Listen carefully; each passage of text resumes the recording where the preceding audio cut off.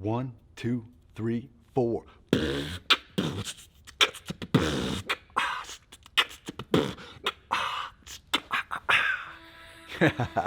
What's up, guys? Hey, my name is Jason Dames. I'm with Final Start Fitness, and on today's video, yet another video today, we're going to be talking about how to uncomplicate diet nutrition in your life. I know it seems very complex, but we're going to try to break it down into some of its simplest forms, so make sure you stay tuned and roll.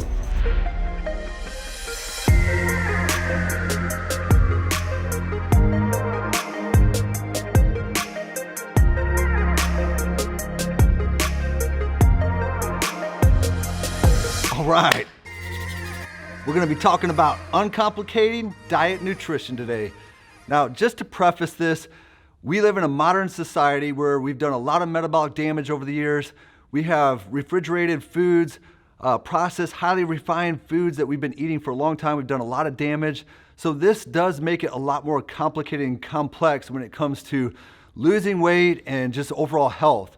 But just to understand the basics and help you understand it, go back and make it simple in what nature provides for us with logic and common sense. So I want you to step back and think about this.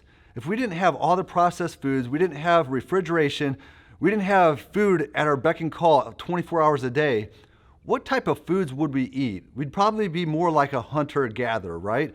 So hunter-gatherers in the winter times, they'd probably eat more abundantly off of like animal meats, animal products. In the summer months, they would harvest more vegetables and have more carbohydrates in their diet. And so there was these cycles, right? Well, nowadays we have food at our beck and call. We can eat whenever we want. We're drinking a lot of highly processed, refined sugars, lots of sugary drinks. And so this causes a lot of metabolic damage. So the question becomes like, hey, Jason, like, what should my diet look like? You have all this information out there. One person's telling you this, one person's telling you that. So what I like to do is just help people think of it a little bit through a logical and common sense approach. If you know a little bit about your physiology, you don't have to be a professor or know everything about how your body works. But if you understand some basic things, it'll make a lot more sense. Then you don't get lost through all the weeds in the forest. So I'm going to break down a couple key physiological aspects that you need to know, and I think it'll simplify everything for you. Let's start with just macronutrients and micronutrients. You might not know the difference between the two. Macronutrients is simply just your carbohydrates, fats, and proteins. Now, micronutrients in your body are small molecules that help aid enzymatic functions in the body. Now, micronutrients and macronutrients are very important, but let's just start with the macronutrient profile. And when I say this, please don't misunderstand me. I'm not saying carbohydrates are bad, but I'm going to focus more on the proteins and the fats. And the reason being is that protein is so important for every metabolic function in your body. Your whole body is made up of trillions of cells and largely made up of proteins. And so if you understand a little bit about how proteins work, they're broken down into amino acids. Now, amino acids are the building blocks of protein, and protein does all these metabolic functions in the body. So you have different proteins that do different functions, and amino acids are structured differently, making up different proteins in the body. So like I said, our body's largely comprised of protein, so we need a sufficient amount of it in our diets. Now, here's the thing is there's 21 essential amino acids that your body needs. And you get all those 21 essential amino acids in animal-based proteins, in particular leucine. Now, leucine is the primary amino acid for muscle development as well. Keep that in mind because muscle is so important for overall metabolic health. But here's the thing, when we're talking about animal-based proteins, we want to make sure that we're getting quality food sources. So this means buying things like grass-fed beef, local raised chickens and pork and fish and so forth. This is where you're going to get a lot of the micronutrients that I was talking about a little bit ago. So let's go ahead and move on to fats. You heard me talk a little bit about essential amino acids.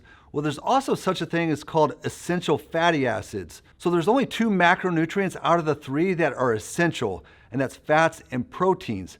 Carbohydrates are not essential in the diet.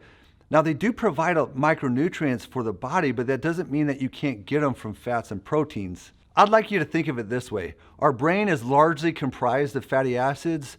All of our cell membranes, which we have trillions of cells, like I said, are also comprised of fatty acids. Our liver also makes a substance called bile, which helps aid in digestion, and that bile is comprised of cholesterol.